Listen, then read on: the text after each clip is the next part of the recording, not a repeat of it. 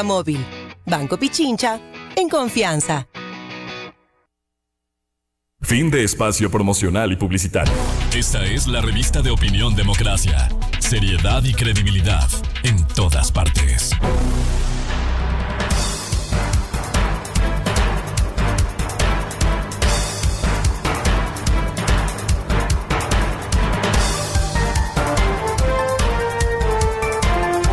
Ocho 21 minutos en el territorio continental ecuatoriano, buscando la verdad. Queremos saludar a nuestros siguientes invitados: el economista Fausto Ortiz, exministro de Economía y Finanzas, y el economista Santiago García, presidente del Colegio de Economistas de Pichincha. El tema que ponemos en la mesa es la situación económica que vive el país y cómo ven las perspectivas de lo que han propuesto en materia económica los dos candidatos finalistas, temas fundamentales como dolarización, inversión, gasto público. Economista Fausto Ortiz, muy buen día. ¿Cómo está, Miguel? Buenos días, saludos cordiales a ustedes, a Santiago, a la gente que escucha Radio Democracia. ¿Cómo ve el panorama con esta definición presidencial en estas condiciones económicas que va a recibir el nuevo gobierno? Sí, la situación es compleja, es un poco más difícil que lo que recibe el presidente Lasso, partiendo de un déficit fiscal similar, pero menos acceso a fuentes de financiamiento, con un riesgo país elevadísimo que te dice esa puerta está cerrada para conseguir recursos, le quedan los recursos en los multilaterales o el Fondo Monetario, pero esa opción es más dura todavía, porque si toma la del Fondo Monetario tendría que ir a ajustar la economía, el gasto, los impuestos, y eso no le sirve a una economía que está estancada, una economía que hoy día quizás crezca ligeramente arriba del 1%, y que para el otro año podría estar sufriendo los embates de un fenómeno del Niño que aparentemente viene de moderado abajo, y unos ofrecimientos de campaña elevados que harán que se demande más financiamiento para tratar de gastar algo más que lo que gastan este año, con un déficit fiscal que se incrementará ya del elevado nivel de 4.000 o 5.000 millones que podemos tener en este año, y con una recaudación tributaria que no va a superar el 2023, lo que fue el 2022, y para el año siguiente tampoco se puede esperar un incremento relevante así en condiciones normales. Bienvenido al economista Santiago García. ¿Cómo ve este panorama y los desafíos económicos con la nueva administración por lo que queda la economía en estas condiciones? Buen día. Buen día, Miguel. Gracias como siempre por la invitación. Un saludo a toda la audiencia. Un saludo cordial a Fausto. Bueno, yo veo con ojos de tremenda preocupación la situación económica del país. Creo que estamos tomando pista para una fase recesiva de la economía nacional. Es evidente que la producción se ha ralentizado. Vemos que la liquidez del sistema bancario financiero, si bien muestra solidez, muestra un sistema que trata de sostenerse, pero no brinda todas los servicios, no brinda o no hay los recursos necesarios para inyectar esa liquidez. Precisamente el día de ayer salió una publicación del Fondo Monetario Internacional sobre la estabilidad financiera del Ecuador. Habrá que echarle cabeza a eso un poco más, pero en definitiva yo lo que siento es una economía que se ralentiza, lo cual no genera empleo, no genera oportunidades para la mayoría de ecuatorianos. Un sector externo muy complicado, vemos como sectores pesqueros, camaroneros van a la baja y son sectores fundamentales para el sector exterior del país. Todo el ciclo que nos viene desde fuera también viene ralentizado con si bien no una recesión internacional, pero con un bajo crecimiento. En fin, entonces, Miguel, esa es la realidad, no es otra. Esa es la realidad con las que deberían partir los candidatos. Ahí lamento que podamos, digo yo, tener documentos en firmes. Tenemos que quizás con Fausto en los próximos minutos hacer referencia a lo que a lo que plantean los candidatos, pero en función de documentos muy escuetos que son sus planes de gobierno que hicieron constar en el Tribunal Electoral o en el Consejo Electoral. En fin, pero bueno, ese es el primer mensaje. Preocupación, hay que mirar por dónde pueden haber salidas para a lo que acabo de mencionar, un comportamiento económico preocupante, ralentizado, tendiendo hacia la recesión. Y finalizo con lo siguiente. El 2023 terminaríamos con una variación de la producción nacional de 1.5. Estaba viendo el informe del FMI, había previsto 2,9. De 2,9 hoy bajamos a 1,5 de crecimiento de la producción nacional. Y el 2024 el Banco Central prevé un crecimiento paupérrimo de 0,8%. Entonces, a oídos de la gente, estos números seguramente dicen poco, no tienen por qué ser los expertos, pero el mensaje es una economía que va de caída hacia abajo, y eso deberíamos tomarlo en cuenta para buscar lo que nos interesa a todos los ecuatorianos, alternativas viables, que sean viables y que contextualizadas a esta realidad. Economista Fausto Ortiz, ¿cuáles debieran ser las prioridades en la nueva administración a sabiendas de que tendrán un periodo corto de año y medio aproximadamente? Sí, la población quiere que se enfoquen en seguridad, ¿no? Yo creo que ese es un tema importante. No aceptamos estos comentarios de que aquí todo está bien, es solo percepción. Ya en el pasado, un ministro del gobierno Correa lo señalaba así, el ministro Bustamante, cuestionado, ahora repiten el mismo concepto. Es un tema que se vive día a día en el sector empresarial, a nivel nacional, dependiendo de la provincia o la ciudad con más intensidad. Eso hay que trabajarlo, no quiere decir que se va a acabar en este año y medio de nuevo mandato, pero es claro que ahí hay que poner un norte. Hay un tema social que atender, seguramente educación, salud, el tema de seguridad y también el tema económico.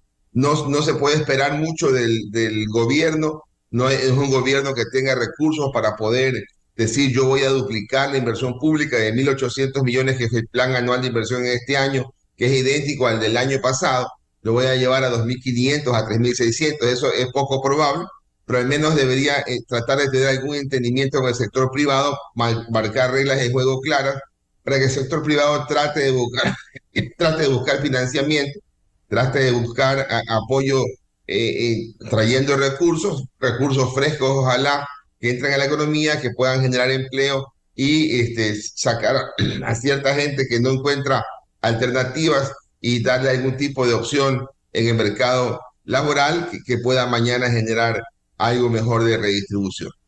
¿Y cómo fortalecer, economista Fausto Ortiz, la dolarización, que es tan importante cuando de un sector se ha hablado de manera reiterada la ecuadolarización? ¿Cómo fortalecer el proceso de dolarización? Sí, mientras no hagamos tonterías, la dolarización va a seguir estable, ¿no? Mientras no pensemos que hay que cambiar una ley para que el Banco Central le pueda prestar plata al gobierno. Eso es una solución mala, una solución negativa, falsa, que no llega a ningún lado. Necesitamos traer plata, pero plata que no sea del vecino. O sea, hay que traer plata de alguien de afuera que invierta en el país, alguien de afuera que confíe en el país y que ponga la plata a trabajar. No es porque el vecino que tiene que pagar sueldos pasado mañana tiene la plata en el exterior, y entonces esa plata que él iba a utilizar para pagar sueldos, en el caso de los gobiernos autónomos descentralizados, por ejemplo, no puede ser que yo esa plata me la voy a querer apropiar, que no me pertenece, que es la propuesta cuando dice quiero traer plata de las reservas, es plata ajena, ¿verdad? Ajena de un dueño ecuatoriano. No tenía pensado ese dueño de plata ecuatoriano que iba a poder prestarle al gobierno, porque hoy día está restringido el Banco Central para hacer aquello. Entonces es plata fresca la que necesitamos tomar. Ojalá que no tengamos como opción simplemente la fácil también de decir al Seguro Social, toma esta plata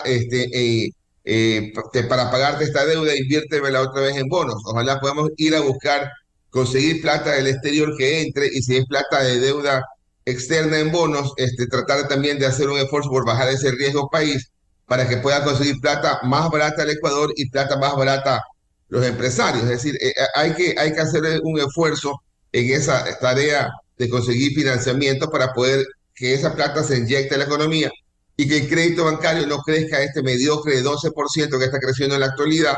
Ojalá pudiera crecer 17, 18, 20% para tratar de empujar la economía. El crédito bancario está creciendo en 18% en el sector consumo. En el sector de crédito empresarial crece apenas 5%.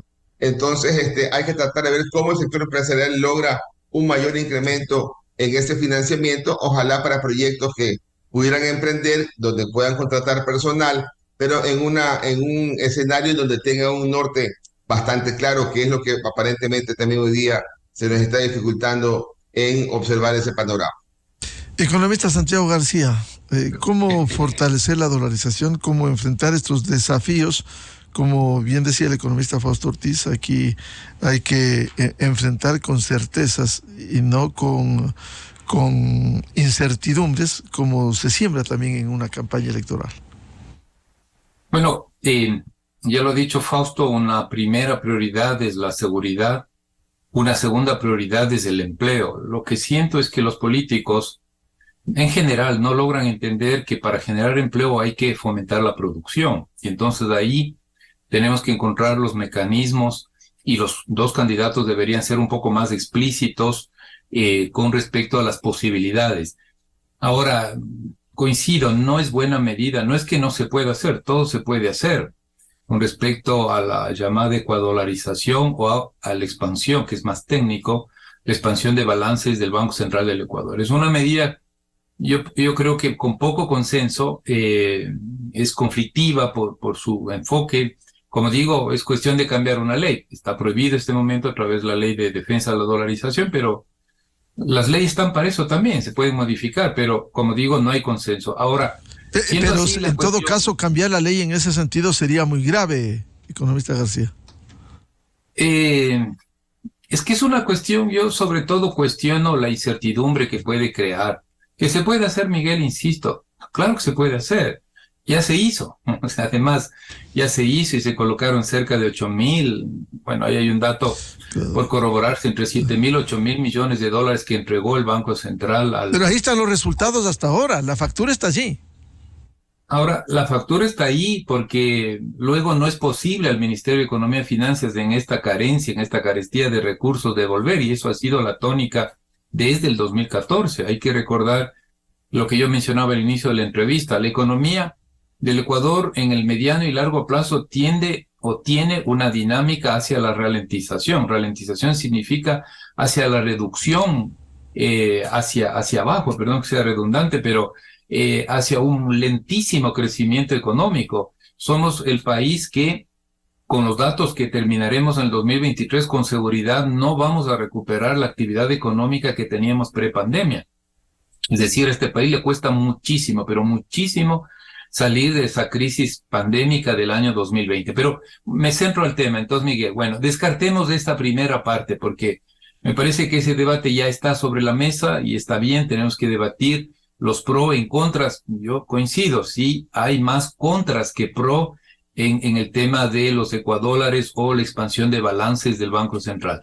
Pero queda la pregunta ahí suelta y hay que buscar la alternativa. Bueno, entonces, en esas condiciones, ¿cuáles son las alternativas? A mí me parece que uno de los temas fundamentales es recuperar la inversión de alguna manera. La inversión pública hay pocos recursos, ya lo ha dicho Fausto. No esperamos, mientras la economía siga lenta, no esperamos una cantidad de recursos vía tributación considerables, porque si la economía está baja, pues el IVA está bajo, las empresas no venden, las ganancias no venden, los profesionales no prestamos servicios, entonces no esperaríamos. ¿Cómo se debería hacer? Por eso digo, ahí es muy importante recuperar la inversión pública y privada. Por ejemplo, en infraestructuras que tanto demandamos, necesitamos un programa emergente. Alguien de los candidatos debería proponernos un programa emergente de alianza público-privada, un programa emergente de alianzas estratégicas, así como se construyó el aeropuerto de Quito, y estamos orgullosos los quiteños. Recibe un premio global, internacional. Pero eso se hizo con recurso público y privado. Entonces, ese punto me parece que es fundamental también hacer una revisión, diría yo, con la ciencia en la mano, con técnica, quitándonos apasionamientos, sobre todo los economistas, junto a los políticos, para revisar la política de tasas de interés. El problema es cierto, una tasa de interés que parecería alta, el 28% para el sector del microcrédito, por ejemplo, pero frente al chulco que cobra 1.200% anual, Miguel, parecería lógico.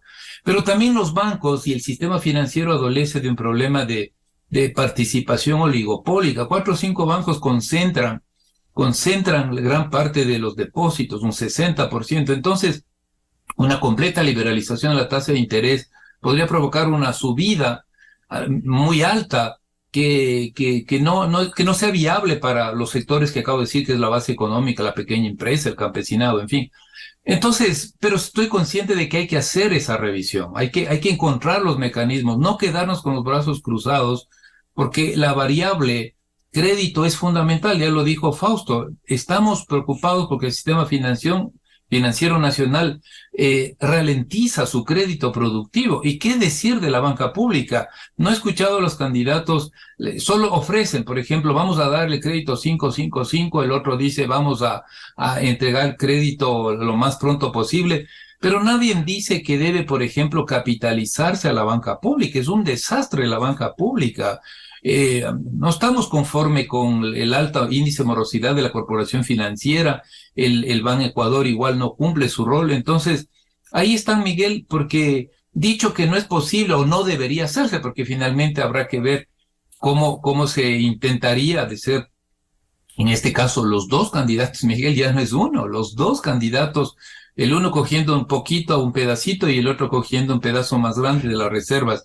Frente a eso, creo que es importante, y aprovecho este medio, explicar lo que podría ser alternativas, y ahí sin duda, es recuperar el dinamismo del crédito interno hacia las actividades productivas. No es que hagan mal y esté completamente desastroso el crédito al consumo, está bien, es una parte, porque el consumo también retroalimenta la producción, pero el corazón del sistema financiero debería ser el financiamiento. No las grandes empresas que de pronto se defienden solas, que ese no es el problema es el acceso. Y tampoco escucho ninguna política clara de los candidatos con respecto a un gran programa de inclusión financiera para incluir a la base productiva, al crédito, a los depósitos, bancarizar a la gente joven que sale de las universidades. Nada de eso se escucha, pero sí, bueno, para eso estamos aquí precisamente para decir que eso podría ser un primer elemento central de una política que evite y enfrente, como acabo de mencionar, esa caída que está ya presente, ni siquiera es posibilidad, ni siquiera tenemos que esperar el fenómeno del Niño. Antes del fenómeno del Niño, insisto, la economía está ralentizada y dependerá también de este fenómeno climático también para ver dónde podríamos terminar. Economista García, ¿y cuáles serían esas alternativas de las que usted habla? Bueno, uno acabo de mencionar, capitalizar la banca pública, para lo cual se requerirá seguramente financiamiento internacional. No sé si alcance cierto remanente de la renta petrolera por el incremento de los precios de petróleo, priorizar eso. Me parece que el programa de alianza público-privada, que lleva tiempo, pero para eso hay las alianzas estratégicas para combinar una rápida reacción de infraestructuras, incluso pensando en el fenómeno del Niño a nivel territorial, porque al final del día, ¿qué vamos a decir? Ya cuando tengamos nuevo presidente, nuevo gobierno en diciembre, ¿qué va a decir el nuevo presidente? Mira, esperen porque no tengo dinero y entonces está inundada las provincias costeras. No, hay que moverse y ahí está la alternativa. Quizás se requiere algún ajuste, pero yo más veo institucional, reglamentario, para echar a operar la alianza público-privada, echar a operar las alianzas estratégicas. Me parece también que algo que no se ha hablado acá es lo que tiene que ver con la calidad del gasto público. Yo creo que es necesarísimo priorizarlo, el gasto público, para seguir generando espacio fiscal, que se llama. ¿Qué es espacio fiscal? La posibilidad de invertir por parte del gobierno. Sin ese espacio fiscal, ¿cómo hacemos? O sea, ¿cómo se gasta? ¿Cómo se invierte? Me parece también algo que lo mencioné, Miguel, yo sé que es un tema muy técnico, es un sólido programa de inclusión financiera. Ecuador es el único país que no ha implementado una estrategia nacional de inclusión financiera en América Latina. Entonces nos contentamos que el 50% de ecuatorianos accede a servicios financieros. ¿Cómo nos podemos contentar con ese nivel, Miguel? Entonces, cuando hablamos de emprendimiento y sin acceso a los servicios financieros por parte de emprendedores jóvenes, es una quimera. Entonces necesita esa política, que no es difícil hacerla. Se necesita un gran acuerdo con el sistema financiero nacional. Yo no estoy de acuerdo tampoco en generar enemigos porque somos campeones para generar enemigos y adversarios. El sistema financiero tiene que servir al sistema productivo, ese es su rol, y tiene que hacer todo el esfuerzo, y la política pública tiene que conducir hacia eso, para generar, como digo, esas posibilidades de financiamiento en las bases productivas, la pequeña empresa, la pequeña industria. Nadie se preocupa, la industria de la construcción está caída. Tenemos una ventana de oportunidad por la necesidad de infraestructuras. ¿Qué necesitamos que los políticos? ¿Cómo hacemos que el político entienda? Que se vuelve clave la recuperación de la construcción vía obra pública, y como acabo de decir, ahí hay un financiamiento. Entonces, Miguel, si hay alternativas, y ahí, si usted me presiona un poquito, insistiría, bueno, este tema de la ecuadolarización no suena bien, crea mucha incertidumbre, o sea, avancemos hacia otros caminos, que me parece que eso es lo que demanda la realidad. No demando yo, solamente es mi opinión, pero es la realidad. Partamos de la realidad, economía que va hacia abajo en este finalizar 23, y el 2024 todo está marcado para un descenso considerable de la economía nacional del país. Economista Fausto Ortiz, hemos hablado tanto de la calidad del gasto y no ha habido manera de afinar, de actuar en este sentido, por un lado. Y por otro, este escenario que no sabemos si será fuerte, moderado o leve, ojalá leve y moderado, el fenómeno del Niño, que va a ser un hecho adicional que no solo va a golpear al gobierno nacional, sino fundamentalmente a las administraciones locales, a los gobiernos autónomos descentralizados. ¿Cómo ve usted eso? Sí, en el tema del gasto, si uno analiza línea por línea de gasto, es poco lo que se puede recortar, ¿no? Porque uno tiene que chequear, digamos que fueran 26.000 millones de dólares el gasto, de los cuales 10.000 millones es nómina. De los 10.000 millones de nómina, la mayoría está en salud y educación, que quizás hay que darle un poquito más de recursos para mejorar la salud y la educación. Esto habrá que eso evaluarlo. Luego tiene de ahí van 10.000, ¿no? Luego tienes 3.000 millones de dólares de intereses de deuda, de cerca de 80.000 millones de dólares de deuda total. Hay que pagar 3.000 millones de intereses, lo cual inclusive la tasa de interés que tenemos hoy día es de la más baja que hemos tenido en la historia, por lo tanto ahí no hay mucho espacio para recortar ese gasto. Luego tenemos más de 3.000 millones que se le entrega a los gobiernos autónomos descentralizados, porque es un tema legal, 21% de los impuestos y 10% del petróleo. Entonces ya vamos por ahí 16.000 millones de dólares. Hay que darle quizás otros 3.000 millones a la seguridad social. Entonces ya completemos ahí 20.000 millones de dólares. Y así uno va sumando la obra pública, 2.000 millones de dólares. Y entonces no tienes tú un espacio tan grande para decir, sí, aquí he encontrado 1.000 millones de dólares que están desperdiciados y no se han y se pueden recortar. Seguramente habrá espacio, hay que hacer el esfuerzo, siempre habrá que hacer alguien que esté tratando de ver qué nómina se puede recortar, dónde se puede ser más eficiente, qué tipo de gasto se puede buscar controlar, pero no hay un espacio así tan grande para poder decir de los 4.000 o 5.000 millones que va a ser el déficit fiscal, lo solucionamos siendo más eficientes en el gasto. Hay que trabajarlo, por supuesto, pero también hay que ver cómo más bien avanzamos en un esquema de incentivar a que la gente pague mejor los impuestos, de que la gente, en el caso de Petroecuador, mejore la producción petrolera, mejore los ingresos, aprovechemos el buen momento del precio del crudo. Mire que tenemos un precio del crudo a nivel internacional cercano a $95, nosotros estamos con un castigo enorme de $12. Hay que chequear si ese castigo, cuando el precio ha subido un poco más, el castigo se amplía aún más, que nos expliquen por qué es ese castigo tan alto, por qué el castigo promedio en este año va arriba de $10 cuando el año pasado era 6. Entonces, cosas así nos tienen que ir dando respuesta. Ojalá pudiéramos tener algo de focalización de subsidio de combustibles, porque no es adecuado que tengamos que tomar deuda para pagar el subsidio de combustibles. Eso es totalmente perverso para la economía, porque estamos dándole recursos a quien no los necesita, aquel que no necesita el subsidio no debería tomarlo, y tener que financiarlo con deuda significa complicarle la vida a los que van a pagar esos intereses futuros de la deuda. Entonces tenemos que ir viendo cómo corregir las cosas. Los candidatos hoy día no se les puede exigir mucho, están en campaña, muchas de las cosas que dicen tienen que decirlas para ganar. Eso es algo que nos toca ir aprendiendo, los que tenemos ya algo más de edad Entonces entendemos que las campañas tienen esta suerte también, pero cuando ya estén sentados en funciones o inclusive el mismo 16 de octubre la cosa va a ser distinta, van a tener que ir a trabajar, empaparse bien de lo que son los problemas, encontrar el equipo en todas las áreas para poder trabajar y hacerlo sin perder un solo instante de tiempo, ¿no? Yo sí creo que hay oportunidad en esos 15 o 16 meses que le toca gobernar al siguiente presidente de la República, podría hacer mucho más que lo que ha hecho el actual gobierno en un poco más de 2 años, ¿no?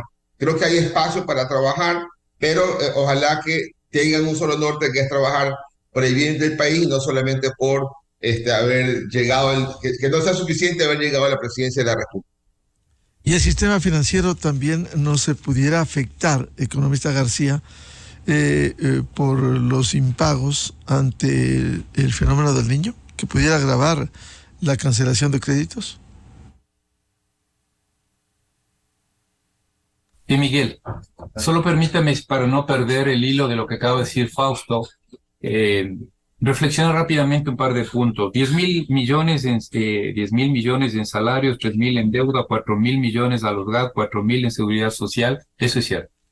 Pero ahí la primera idea que nace es que posiblemente el próximo gobierno, el que elijamos los ecuatorianos, yo pienso que una de las acciones que debería pensarlo ya, y habría que ver la posibilidad de una nueva renegociación de los pagos de deuda y de intereses externos del Ecuador. Yo veo, hasta ahí me parece que es una necesidad, ni siquiera una opción, una necesidad, hacer una renegociación que ya se hizo en el gobierno del señor Moreno con el señor Martínez.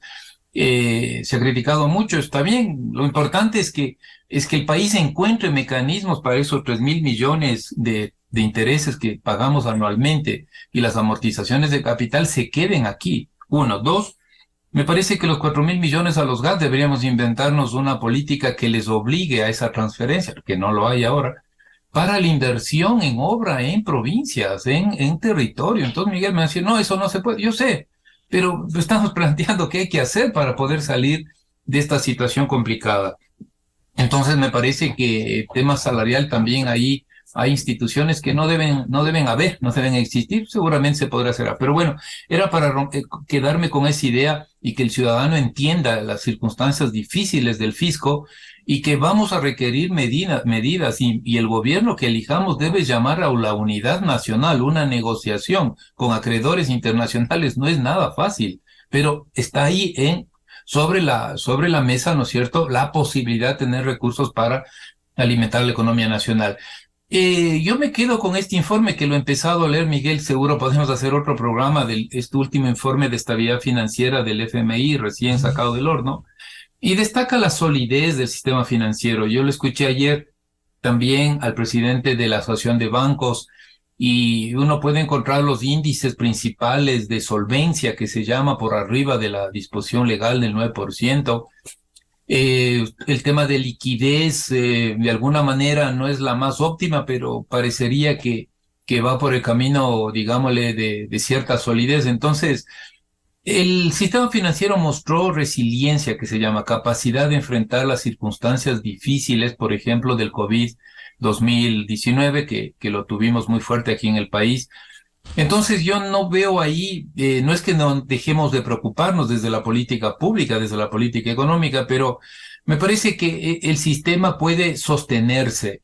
Creo que hay que mejorar muchas cosas con respecto a lo que el propio FMI está sacando, la capacidad regulatoria de supervisión, hacerlo más técnico, más transparente, encontrar un cauce adecuado para no castigar al sistema cooperativo de ahorro y crédito, sino buscar mecanismos para reflotar aquellas instituciones cooperativas que son viables, y las otras, me parece que, bueno, si no hay opción, pues tienen que ser cerradas, pero las que son viables, el Estado debería no solo castigar, sino encontrar los mecanismos, porque el sistema cooperativo de ahorro y crédito hoy es casi una tercera parte del sistema financiero nacional, y eso debe precautelarse, y es un patrimonio económico de los ecuatorianos. Entonces, Miguel, digámoslo así, no es que como digo, el 2024 vamos a tener una economía alicaída.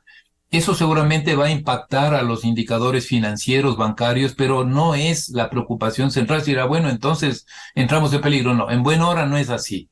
El sistema financiero, lo que hay que encontrar las políticas es que sirva más y mejor a la producción, que Fausto también lo ha comentado, que sirva más y mejor a la base productiva, que sirva más y mejor, por ejemplo, a las pequeñas y medianas empresas exportadoras. Si el tema no está en las grandes empresas, ellas se defienden y por último tienen hasta crédito internacional, lo cual no quiere decir que hay que atacarlas. No, todo lo contrario, hay que facilitarles la vida para la generación de divisas. Entonces, Miguel, sí, ese mensaje es concreto. No tenemos los economistas en este momento un mensaje de la tendencia que nos preocupemos completamente del sistema financiero, y eso es bueno para el ecuatoriano, porque no podríamos entrar en una situación compleja que ya lo vivimos al inicio, previo a la dolarización y el primer año de la dolarización. No está eso y hay que tranquilizarnos en ese sentido, pero hay que encontrar mecanismos y política pública para que el sistema financiero sirva más y mejor a las bases productivas. Hay un tema grande e importante que también el gobierno tiene su delegado en el Consejo Directivo del IES. ¿Cómo enfrentar? Hoy diario El Universo publica una entrevista muy ilustrativa a la representante de los empleadores, María de los Ángeles Rodríguez, en donde dice que el gobierno no está cumpliendo con la contribución del 40% para el fondo de pensiones. Hay un retraso desde marzo, pero contrasta con lo que ha invertido el IES en bonos del Estado por alrededor de 1.627 millones de dólares. ¿Cómo enfrentar, economista Ortiz, este tema? Usted, que en su momento fue también parte del registro histórico, el cumplimiento de una parte de la deuda. Si a esto sumamos el proceso de descapitalización del fondo de pensiones, y dice la vocal de los empleadores, efectivamente esto se profundizó cuando se dejó de pagar el 40% con esa ley tan nefasta que se aprobó en el correísmo, la ley mal llamada de justicia laboral, y se dejó de pagar alrededor de 8.000 millones acumulados. ¿Cómo enfrentarlo del IES? Muy poco se escucha de esto. Sí, en condiciones normales, debería ser normal que la Seguridad Social, que tiene recursos para largo plazo, invierta a largo plazo en el Estado, digamos. Eso sería lo normal, y no debería ser causa de ningún asombro, digamos, ¿no? Pero hoy día hay dos elementos. Al IES le está faltando plata para el día a día, y a la larga de 2 o 3 años va a ser mucho más crítica esa falta de recursos. Y lo segundo, al Estado le debería interesar que entre plata fresca a la economía, ¿verdad? Porque si yo le quito plata al Seguro Social, que tiene, porque las empresas y los trabajadores le dan plata al Seguro Social, entonces ahí esa plata es plata que está dando vuelta en Ecuador, y le quito plata yo ahí y le doy esa plata al Estado, para que el Estado de pronto con esa plata pague deuda y que se vaya al exterior, o pague intereses de deuda y que se vaya al exterior. Entonces lo que estoy haciendo es sacando plata que está localmente, que debería estar localmente trabajando, se va al exterior. Entonces, en este momento en donde necesitamos que la economía se reactive, quizás no es lo más oportuno decirle al Seguro Social: te pago esta plata y vuélveme a invertir, que es la práctica común. Lo importante debería ser hoy día: te pago esta plata, y es plata que yo te puedo pagar porque estoy tomando crédito del exterior, que es plata fresca, que incrementará los recursos en la economía, para que el Seguro Social, a su vez, con esa plata que recibe de préstamos quirografarios, de préstamos hipotecarios, de algún tipo de soluciones financieras en donde la plata se mueva en la economía y se dinamice, dando y generando fuentes de trabajo y empleo. Y entonces eso de ahí es lo que creo que hay que ir trabajando. El gobierno el año pasado logró mantener un déficit fiscal relativamente bajo y sorprendentemente bajo. Fue porque hubo atrasos a la Seguridad Social, no lo registró ni siquiera como pago. Entonces eso de ahí fue la sorpresa el año pasado. Hoy día aparece ya como un valor pendiente de pago a la Seguridad Social. Los atrasos a la Seguridad Social son elevados, y ojalá pudiéramos estar dándole recursos a la Seguridad Social, pero no de la misma vuelta y de la misma plata local. Necesitamos plata de afuera, y la deuda externa bien tomada, con buen costo financiero, como el promedio que tenemos hoy día, que es el de los más bajos de de las últimas décadas, entonces sirve y ayuda a que la economía también se dinamice.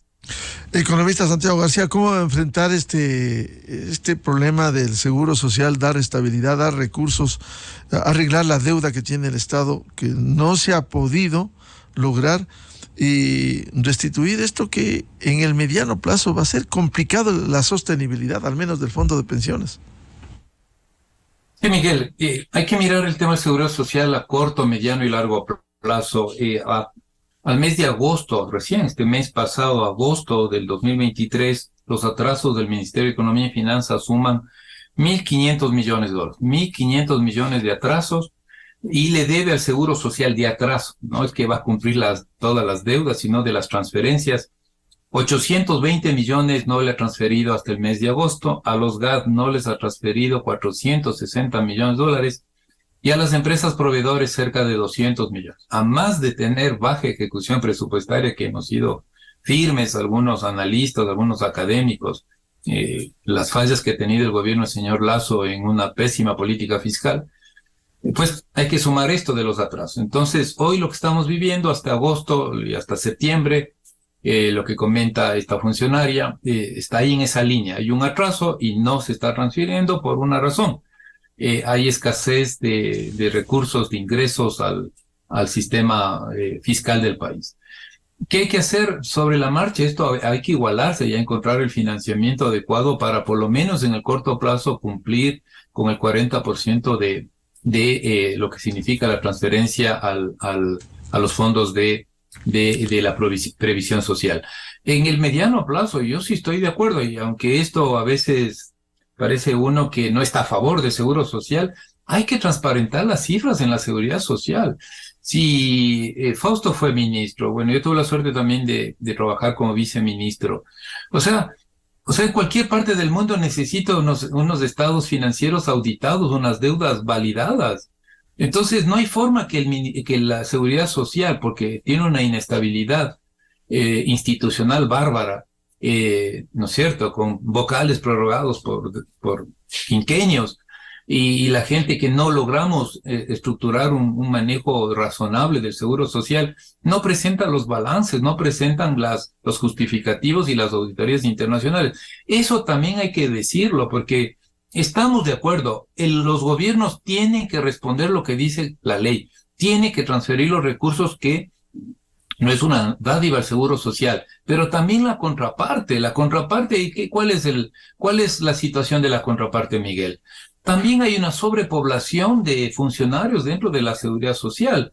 Los datos que tenemos de lo que es el servicio de salud pública, de salud proveniente del seguro social, el servicio hospitalario de la seguridad social, una sobrepoblación de administrativos.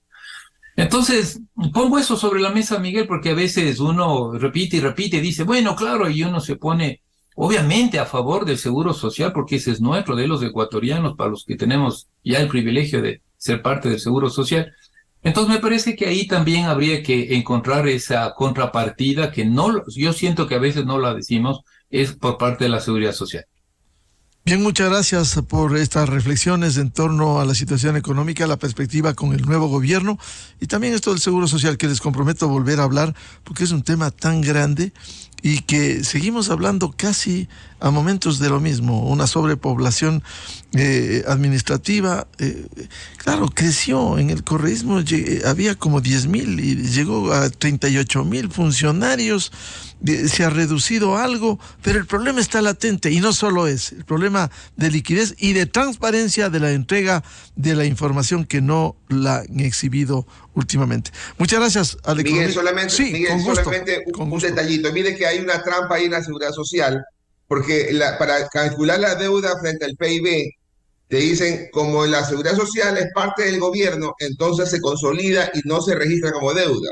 Entonces, mientras más me atrase con el seguro social y menos deuda tome del exterior, mejor me va a presentar la cifra de endeudamiento público, y es perverso porque lo perjudican notablemente la seguridad social. Eso también hay que destacarlo. Se ajusta esa deuda, se simplifica, se consolida, pero el seguro social se atrasa y el gobierno queda lindo con una cifra de deuda ficticiamente más baja, solamente ese detalle. Plenamente de acuerdo con Fausto, eso hay que transparentar, es una de las cosas que exigimos los ciudadanos, a los políticos y a los gobernantes. Bien, muchas gracias al economista Fausto Ortiz y al economista Santiago García por participar en la revista de Opinión Democracia. Muy buen día. Buen día. Buen día para todos. Con esto cerramos la jornada de entrevistas y debates, la opinión diversa y libre en la revista de Opinión Democracia. Les recomendamos, ya viene en Exa FM, el show de la papaya. Y a los miles de seguidores de la revista de Opinión Democracia, les deseamos un feliz martes a todos. Muy buen día. La revista de Opinión Democracia, buscando la verdad en todas partes. ¿Con qué frecuencia te contactan tus clientes? ¿Con qué frecuencia consigues nuevos clientes? ¿Con qué frecuencia tu mensaje llega a tu audiencia objetivo?